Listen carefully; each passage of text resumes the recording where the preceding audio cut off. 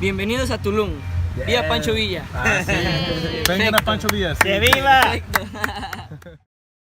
My name is Milton, and these are my travels.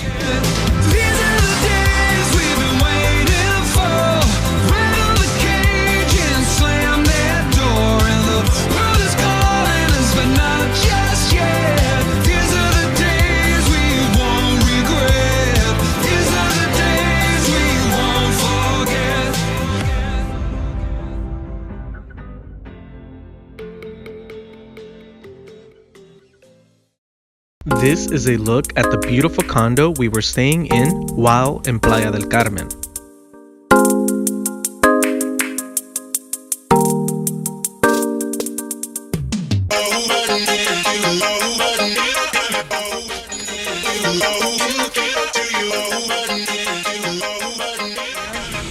They don't have breakfast.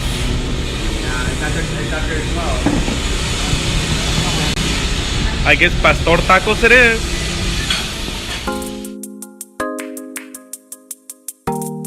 After breakfast, we jumped on a small shuttle van and headed south of the Riviera Maya to Tulum, which is approximately a 45-minute drive.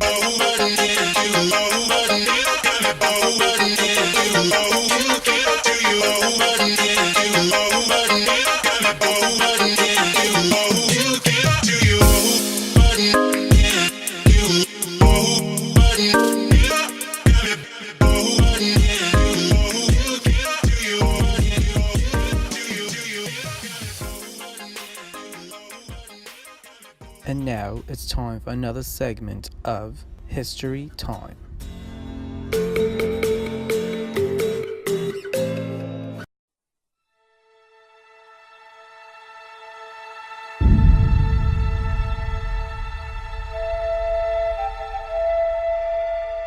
In the beginning, the gods first created the earth and the sky.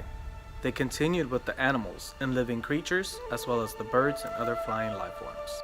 The gods wanted to be invoked, worshipped, and remembered, but the animals were unable to talk. As a result, they developed the human experiment. The first creation saw the people who were made out of mud, but the first efforts failed as the body would simply dissolve and disintegrate. They were also non-productive and spoke but had no mind. The gods were unhappy with the first creation, so they destroyed the mud people with water. For the second creation, the deities made men from wood. These people could function as humans do, but had no souls and did not honor the gods. The gods again were not happy, so they destroyed the tree men by flood of boiling hot water. The few who may have survived this apocalypse are thought to have become the monkeys that exist today. The third creation saw the birth of modern-day humans. These humans are made of white and yellow maize and the blood of the gods. The first humans were 4 men and 4 women. These men and women were deemed too wise by the gods. Huracan, the heart of heaven, clouded their minds and eyes so that they would become less wise. According to some Mayan texts, thus far there have been 3 creations. 2 of these creations have ended, or in other words, the creatures have been destroyed. This is a story of creation according to the POPOL, an account of the ancient word, and it's mostly associated with the highland Maya people. It contains texts about human creation, prophecies, and traditional myths and histories. The Maya also wrote many books known as codices. They were constructed from fig, tree bark, and folded back and forth like an accordion. Spanish monk Fray Diego de Landa burned as many of these codices as he could find in 1562. Some, however, survived. 3 of these codices have been found and are named according to the European cities in which they are kept: Dresden, Paris, and Madrid. And a possible 4th is still being reviewed for authenticity in Mexico City.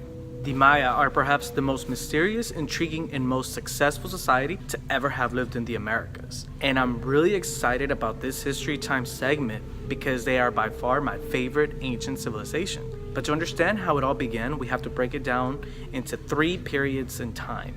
So let's jump right in. From about 1500 BCE to 250 CE, this is called the pre-classic period. This period saw the rise of the first civilizations in Mesoamerica. This included the Zapotecs of Oaxaca, the Olmecs on the Gulf Coast, and the Maya in the lowlands and highlands of Guatemala and Mexico. As early as 1500 BCE, the Maya had settled in villages and had developed an agriculture based on the Holy Trinity: corn, beans, and squash. They began to build ceremonial centers, and by 200 CE, these had developed into cities, containing temples, pyramids, palaces, courts for playing ball, and plazas. The ancient Maya quarried immense quantities of building stone, usually limestone, which they cut by using harder stone such as chert. They practiced mainly slash and burn agriculture, but they used advanced techniques for irrigation and terracing. The next period is considered the classic Maya period, which is from about 250 to 950 CE.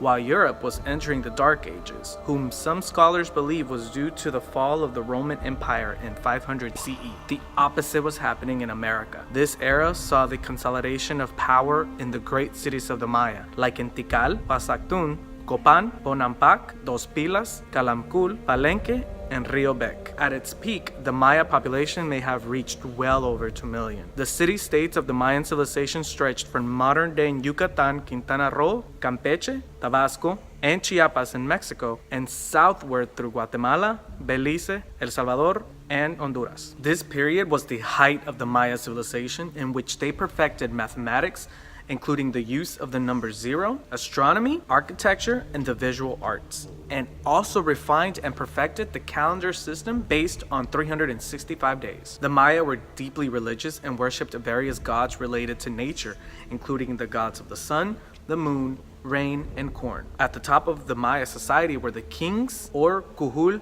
Ajak, who claimed to be related to gods and followed a hereditary succession. They were thought to serve as mediators between the gods and the people of the earth, and performed the elaborated religious ceremonies and rituals so important to the Mayan culture. The classic Maya built many of their temples and palaces in a stepped pyramid shape, decorating them with elaborate signs called glyphs. Decipherment of the glyphs recently reached the point where scholars can now read more than 90% of them. The Maya built so many of these structures that they have earned the reputation as the greatest architects and artists of Mesoamerica. Though early researchers concluded that the Maya were a peaceful society, later evidence emerged showing the less peaceful side of the Maya culture, including the war between rival Mayan city-states. Sacrifices were performed by the Maya, but not like depicted in Mel Gibson's movie Apocalypto, which don't even get me started of how many historical inaccuracies that movie actually has. In fact, the movie appears to show hundreds of people being sacrificed all at once. This type of sacrifice resembles one that may have been carried out by the MEXICA, better known as the AZTEC group in central Mexico. There is no data to support that the Maya carried out sacrifices on such a large scale. However, the evidence we do have suggests that the sacrifice to the Maya was a personal thing, and so even the captives were personal objects. Even after death, the bones of those captives were owned by the sacrificer. Another form of non-lethal auto-sacrifice or bloodletting, which was carried out by males by perforating the penis, and by women who will pull ropes through their tongues. This blood was used in ancestral worships and other rituals. The last, but not least period is the post-classic period, which ran about 950 to 1524 CE. At this time, the great cities of the Maya were being abandoned. Thus far, no explanation for the mass exodus from these cities to outlying rural areas has been determined, but climate change and overpopulation have been strongly suggested among other possibilities. The widely popular conception that the Maya were driven from their cities by the Spanish conquest is incorrect, as the cities were already vacant by the time of the Spanish invasion. And sorry for someone who hasn't seen the movie Apocalypto yet, so if you have not, fast forward this. Spoiler alert. This is another huge historical inaccuracy in Mel Gibson's Apocalypto. And contrary to popular imagination, the Maya did not vanish. The descendants of the people who built the great cities still exist on the same lands their ancestors did. In fact, there are over 7 million Mayans living in their home regions, many of whom have managed to maintain substantial remnants of their ancient cultural heritage. Some are quite integrated into modern cultures of the nations in which they reside, while others continue a more traditional, culturally distinct life, often speaking one of the Mayan languages as a primary language. They are now teaching the written language to one another in workshops, while Maya children are learning the glyphs along with the history of their ancestors. Now that is freaking awesome. I am from El Salvador, So I would not be surprised if I have some Mayan blood in me. And that makes me really, really happy because I find the Mayan history to be extremely interesting, and that is why I was so looking forward to this history time segment. And with this I say, AZTECS sama. And remember that everything, everywhere, and everyone has a history.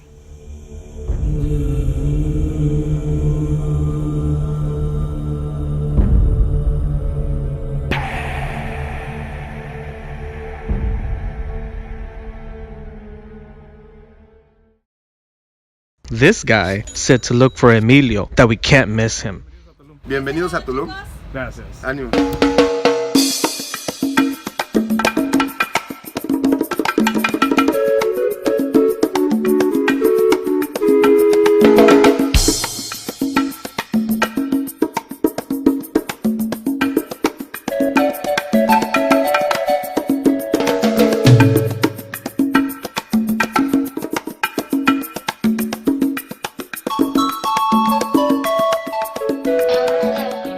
Tulum was built late in the 13th century during what is known as the Mayan post-classic period. As well as being the only Mayan city built on the coast, Tulum was one of the few protected by a wall.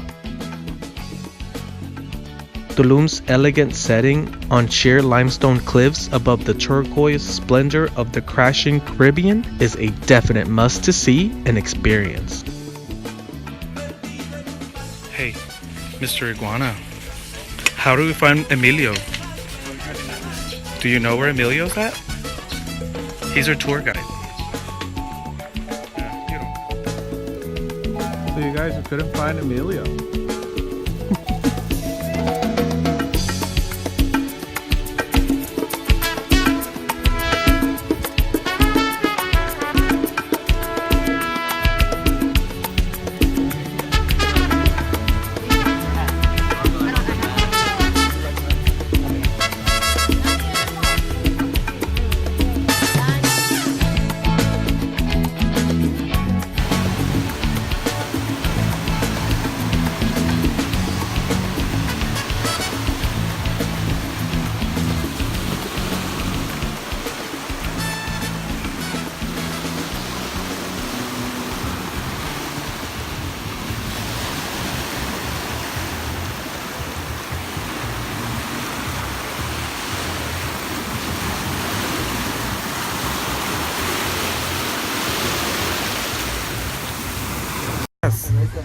¿Qué es eso?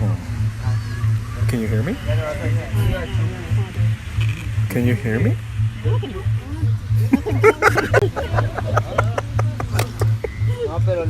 Sorry. Sorry. We then boarded our boat to set out on our snorkel adventure. Okay, first time snorkeling. First time actually on a boat like this. Really? Yeah. I've never been on a boat like this. Oh, we do. Philippines. Go island to island. Am I from the Philippines past? What size am I? Shut your nipples out. You have like the kids size.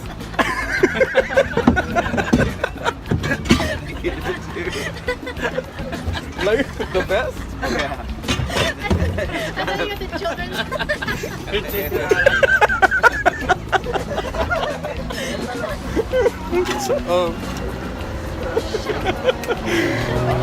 Now that's gonna be all on film. Yeah, that's recorded. Alright guys, see ya later. In the ocean.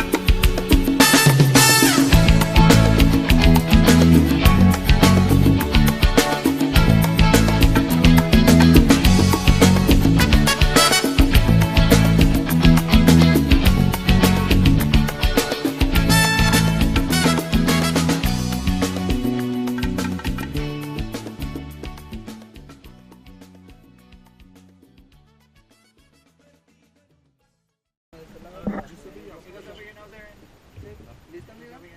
La veo con ganas de bajar. Usted va a ser la primera. Aquí la lleva. Si vemos que no sale, nos vamos rapidito a la orilla.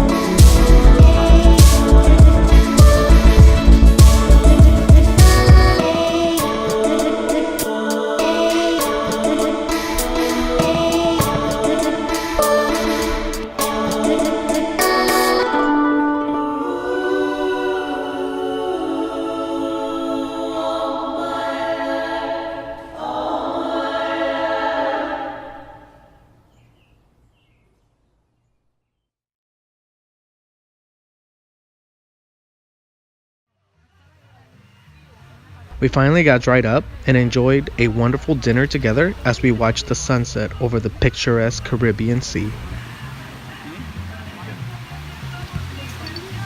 Pimiento, pico de gallo, ensalada y frijoles. ¿También es con arroz? Con arroz no, Last night here. filetes, ceviche. Pero algo que vino con más arroz. Sí, el filete. Este filete. Oh, but before it dies, so Emilio turned out to be a stand, not a person.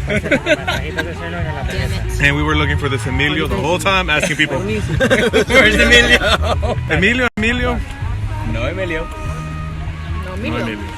That's good.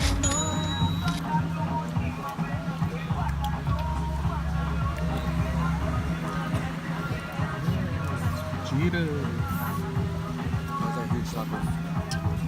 I know.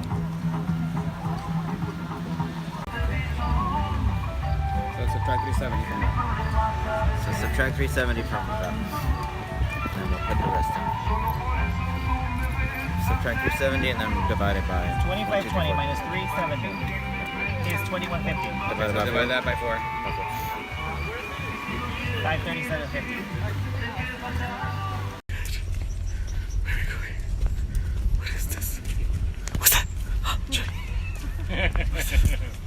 We need to Google images.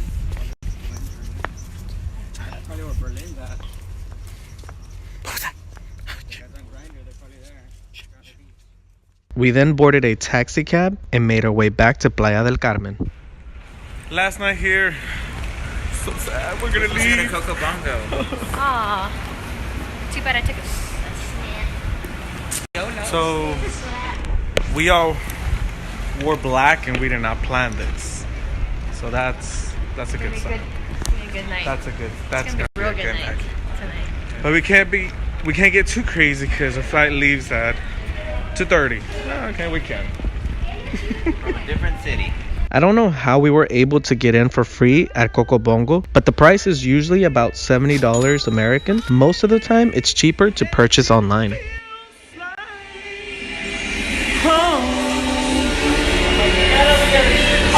Blue. I guess I like her a little bit. I finally got an ID for my birthday.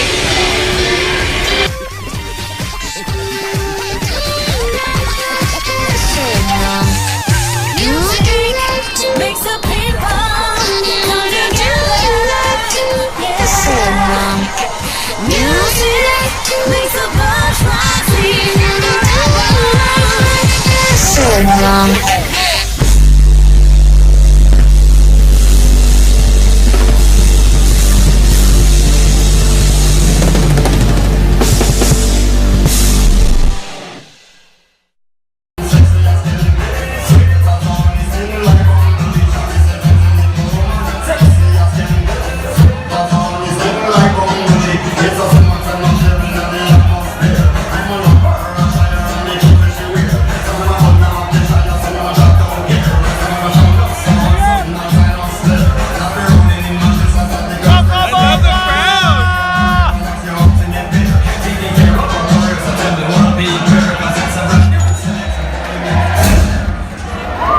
Oh, I'm sorry. Did I break your concentration? Hands, everybody! Hands, everybody! Hands, everybody!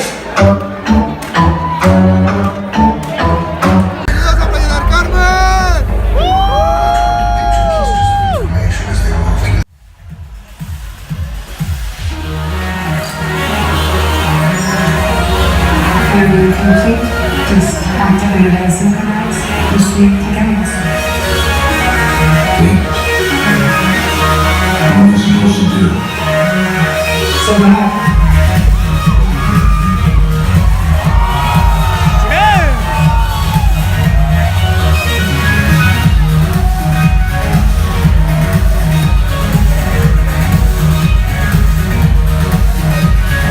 All commands, prepare for just wars. 11, 3, and 7 is wars.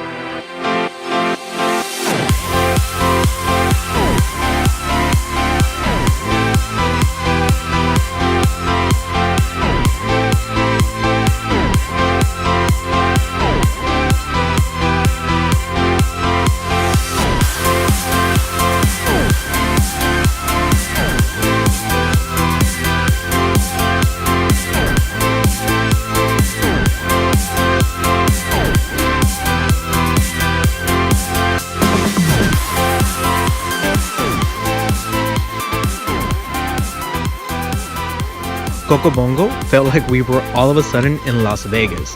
The service was great, the staff was awesome, and the shows were spectacular.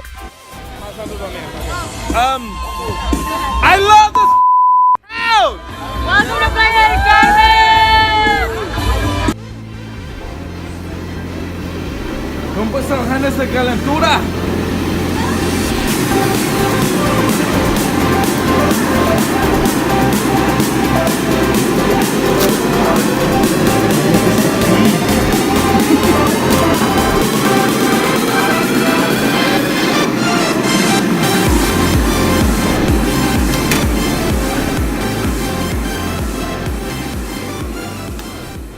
The next morning, we all packed our stuff and headed back to the airport in Cancun to return back home.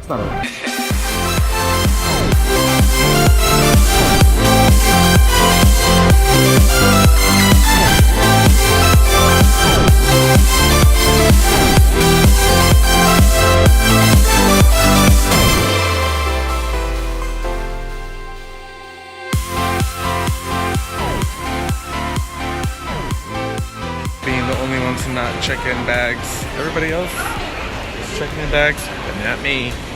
So all I have is this backpack. But I still gotta wait for them. What about this trip ending? I don't want it to end. I want my birthday to continue. Well, no.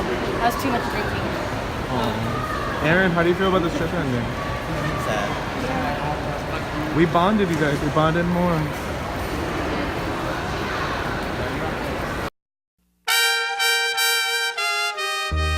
Now I know I say this about all my travels, but this was by far one of my favorite trips. Starting with the cast, a group of people who I have known for more than 6 years. We all met when we were all bartending together and grew a strong bond, but we have yet to take a trip together. So thank you Jacobo and Savannah for inviting all of us to your lovely wedding. You two are perfect together. And it was because of their wedding that we all took this trip together. Leo is super awesome. Paz is so laid back. Aaron is so peaceful. OZZIE is very outgoing. Jason is adventurous. Oh yeah, and if Jason looked a little familiar, it's because we have traveled together before. Back in my Spain trip with Marilu, who was also at the wedding. All these personalities meshed extremely well together and made this trip such an enjoyable experience for all of us.